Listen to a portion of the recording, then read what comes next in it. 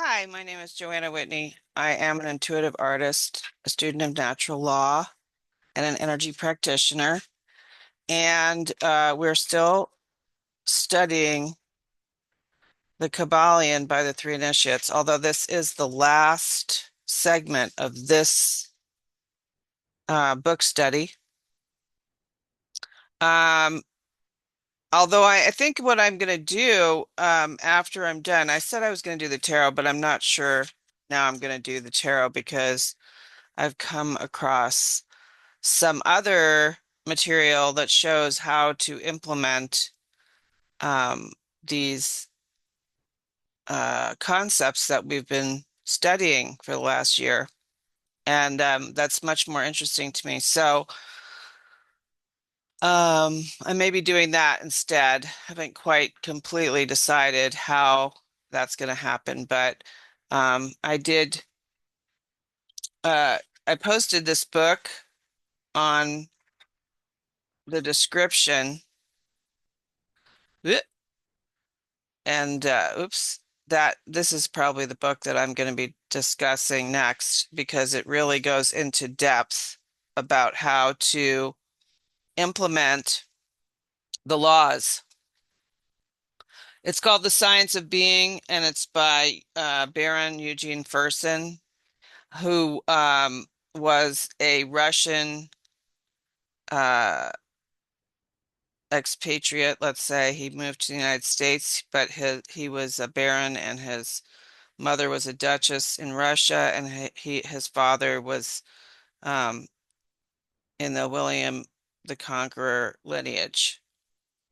And he wrote this book, which is similar. I mean, it has similar content to Franz Barden's initiation into Hermetics. However, it's simpler for those of us who need something very simple.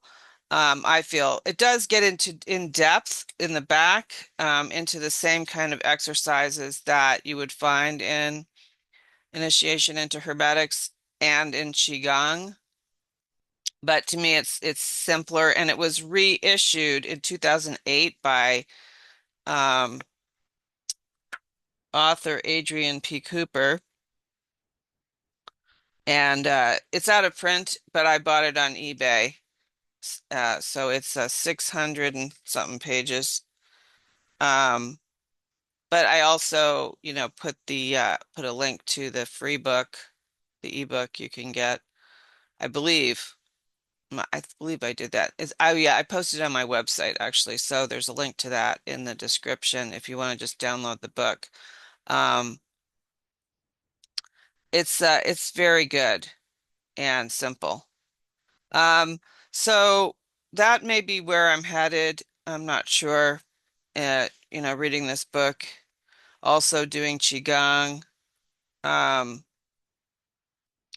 but I mean, how do I present that, as a um podcast? I mean, I may just read this book, Science of Being, the lessons, and talk about my experience with it because I'm doing it, and I'm doing Qigong and other things to basically, what I got from this from the Kybalion, and I'm going to be doing this last segment in a minute, but was that if I expand my consciousness, then I will gain access to my latent abilities that have been occulted by those who would like to have power over me. But I can have those back. I may just have to do some exercises on a regular basis to gain access to power. Um, and then I will have access to it because it is my right. It is my birthright. But with rights come responsibilities. See, it's not just I get to snap my fingers and I get um, access to my rights. I do have to do certain things that are different from what we do in the modern world because the modern civilized world has cut us off from our latent abilities. But we are sovereign beings. We are sovereign beings, meaning that we don't need any other products besides ourselves. We don't need um, doctors, lawyers. We don't need any of that crap.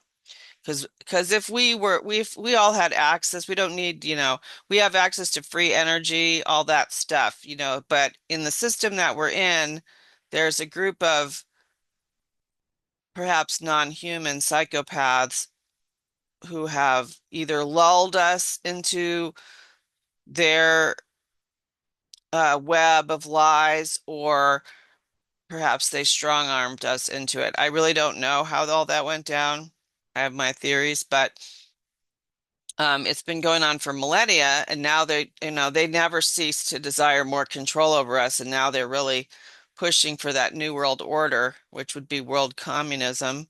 I don't really know how we would get out of that. I'm sure that nature would get us out of it eventually, um, maybe. But the way communist countries have always gotten out of it is that there's always been free countries. But if the whole world is communist, then we might be enslaved for a lot longer um,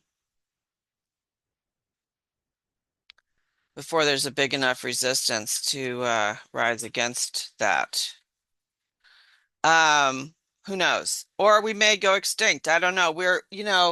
The dark occult is doing their absolute best to destroy the earth right now. They're using us, the ignorant collective, to carry out their whim for whatever nefarious purpose that would be, to maybe, I don't know what, make the environment more friendly to the gray aliens. I have no freaking idea why they're doing it, but they definitely are on a destruct path, and they're blaming it on us and making the collective think it's called climate change, which is absolute crap. Yeah, I mean they are changing the climate using HARP, geoengineering, chemtrails, warming the ocean floor, using the sonic testing in the Navy, and all the other crap they're doing, burning the Amazon rainforest, whatever else crap things they're doing. But I don't know why they're doing that. Maybe they just want to leave this place an empty stone, to quote Ashes to Ashes from the Grateful Dead, we're on our own. But I don't see that we're on our own personally. Me, I have access to unlimited power, God, the universe, and I can develop my abilities so that I can become a formidable opponent. That's what, I'll be going down fighting. I'm not going to be um, letting them kill me and all sentient beings willingly, ignorantly. No. So the last axiom on page 105 says, in conclusion, let us call your attention to the Hermetic axiom. True Hermetic transmutation is a mental art, the Kybalion. In the above axiom, the Hermetists teach that the great work of influencing one's environment is accomplished by mental power. The universe being wholly mental, it follows that it may be ruled only by mentality, and in this truth is to be found an explanation of all the phenomena and manifestations of the various mental powers which are attracting so much attention and study in these earlier years of the 20th century. Back of and under the teachings of the various cults and schools remains ever constant the principle of the mental substance of the universe.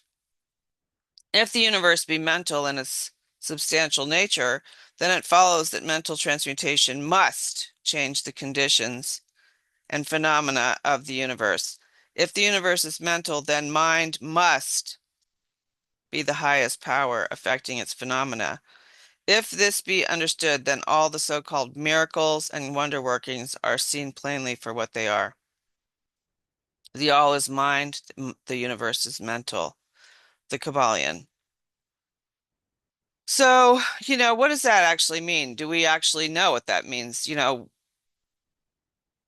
We've been looking at this. What is mentalism?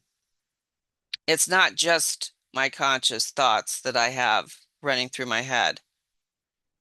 at all. In fact, this physical realm that we are conditioned into living in is somewhat of an illusion. It's an agreement that we've made to be here, but the real access to power is in the through the meditation through the other side. So I would say that they're talking about consciousness and all the realms of consciousness that are available. And of course, here where I live, people use aids to get into um, re realms of consciousness, like that. We have our GMO THC now. That's like, the superpower, no longer anything you could find in nature. Um, we have psilocybin has now been legalized, LSD, all that, DMT. I don't personally use that stuff as an aid because I don't see the point. I'm going to need to do it myself as it is, so I might as well start there. I don't want to entice myself into a synthetic experience of that. Although I've done that, in the past, but I've outgrown that. And now I know that the way to get in there is through meditation and the other exercises that I can do to increase my access to chi, prana, life force energy. And then I will have access, full access through my hands, through my heart chakra, through my throat, crown chakra, brow, third eye, um, through my roots, sacral chakra, all my power being stored in the solar plexus chakra, But I mean, this is all something that I can gain access to through meditation, concentration, visualization, um, and practicing those. Practicing those. I mean, it's flowing through me right now, but I have to engage my whole mind in that single-mindedly in order to gain access to it. So I can block the flow using my mind without even knowing it. And I may have, energy blocks. I may have ideas, old ideas from childhood that are negative that are blocking me from that power flowing through me, and that causes illness. So, how to get unblocked from that? That's why I became an energy practitioner. Chinese medicine is a great entry point. Again, qigong or yoga, but not just as an exercise. Don't fool yourself into thinking these modalities are exercises for moving the body. They are, but it is for a higher purpose. So, that's what I recommend. Like this book is just like a little hors d'oeuvre platter. It was very informative and helpful to me to go through it this way because it made me really investigate ways to expand my mentalism, my consciousness, so that I could gain access to these higher frequencies. But again, I'm not really sold on 100% of what they're talking about because it always seems like the undercurrent subtext of this is how humanity doesn't need God. Because they're saying here in the book that, now all the miracles are explained. That may be the case. I don't know. That may be the case. However, I still personally experience miracles on a daily basis because I ask for them. Um, And I give them the credit of being miracles. I give credit to unseen forces. Personally need access to unseen forces. I don't have the alpha and the omega in my mind. I am not the alpha and the omega mentally. And I don't, nor do I want to be. Why should I? Why should I want to think that I'm all knowing. I mean, for example, Aleister Crowley um, stated, what was it that he said? It's going to go out of my head now, unbelievably. Um, that our right was what basically we had the right to do whatever we wanted here. Well, that's just absolute horse shit. I don't have the right to do whatever I want. He says it's a lot more, sounds more poetic when he says it, but that's the basic struggle seems to be between God and humans wanting to be God. Or there's always humans having access to God. And then there's this other group of people that calls themselves co-creators with God. This is ridiculous to me. It's ridiculous. I don't want to be a co-creator with God. I'm happy serving God, the creator, the pattern. I'm happy to serve in heaven rather than rule in hell. But, a lot of people still have to be beaten into that state of reasonableness to understand that because they still think that the human mind is the alpha and the omega, which is kind of what, in a way, this is what this is saying, but I don't think it's what it's really saying because it was written in 1908 when people were still moral and they had an innate understanding at this time of the balance of power and the Industrial Revolution had just started back then, and they were standing up for spirituality in the face of what we currently have, which is pure materialism, which is cutting us off from the power. The power is in the causal realm of the spirit, and we're just, the physical manifestation is just a tiny fragment of who we actually are. But, again, I'm reading this book through the lens of someone who lives in 2024. And so it's hard to relate to that, to understand where those people were at that time. Um, but, I will say that if I do Qigong, for example, intentionally, or I do Science of Being intentionally, I mean, Science of Being talks directly about nature being the all-powerful mother and about God, and that's what you're gaining access to. Qigong, is more you could you can be uh less about that and more about energy with Qigong and not have to really, delve into that because Taoism doesn't really talk about that. And that's fine. I don't think that the universe really gives a shit one way or the other. Just as long as I'm not using it for my will. That's the where it gets into Satanism is if I think that my human mind is the alpha and the omega and I have all the answers and I get to manipulate energy and for my what I perceive as m- the right thing and I disregard nature, then it becomes evil. Okay? Um So that seems to be the underlying argument that humans, for some reason, probably because of how we were created by whoever the hell created us, which I don't think it was necessarily the creator, we got this intellect in our brain, which, is the cause of a lot I would say all of our problems. I was going to say most of our problems or some of our problems.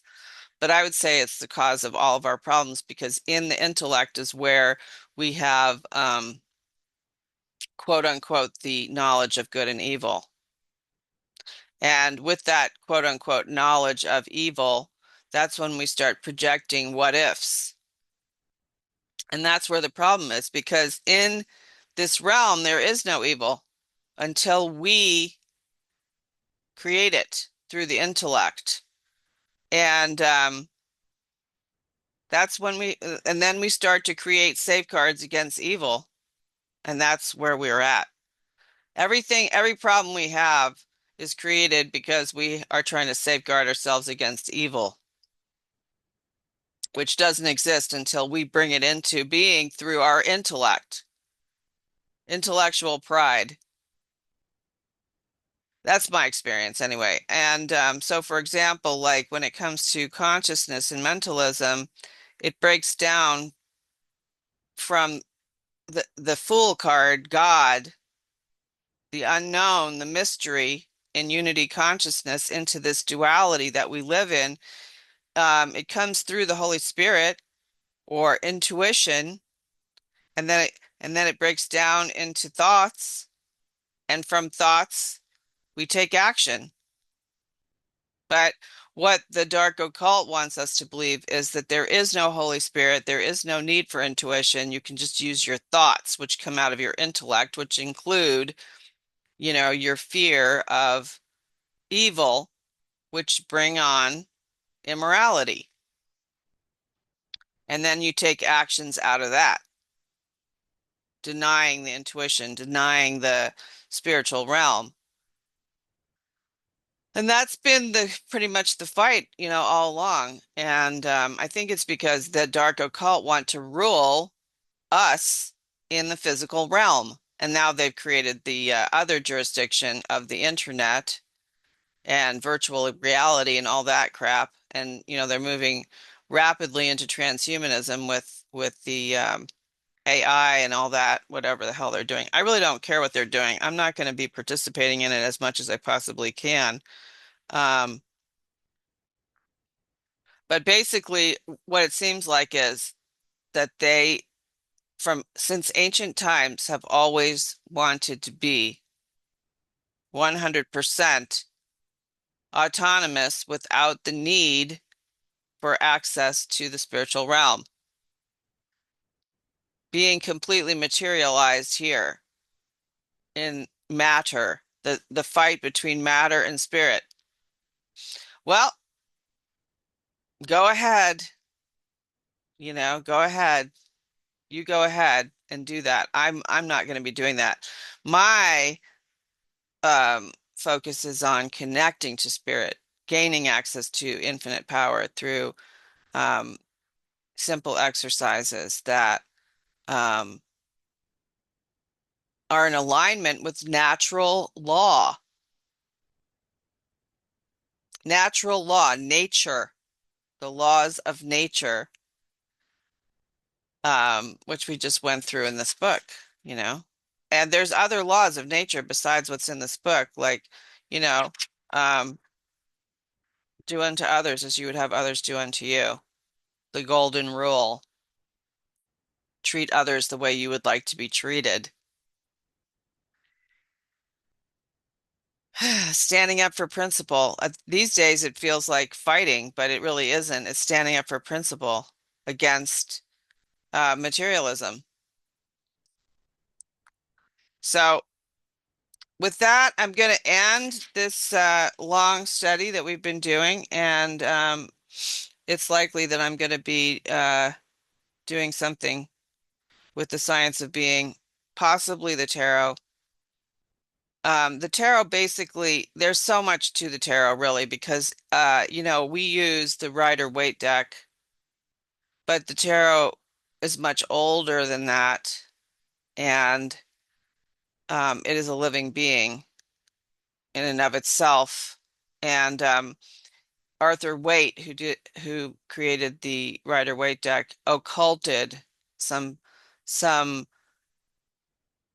things within the tarot, and it's misunderstood itself the way that it is laid out. So that's where I'm not really sure I'm going to use it. I would use the Rider-Waite deck if I was going to do the tarot. Um, but there's some things in there that aren't true, and that's why I'm hesitating. I would use it to demonstrate natural law. Um, but I haven't decided yet. So I will see what happens in the next few weeks after we get through the holidays. I will know 100% what I'm going to do going forward. Um,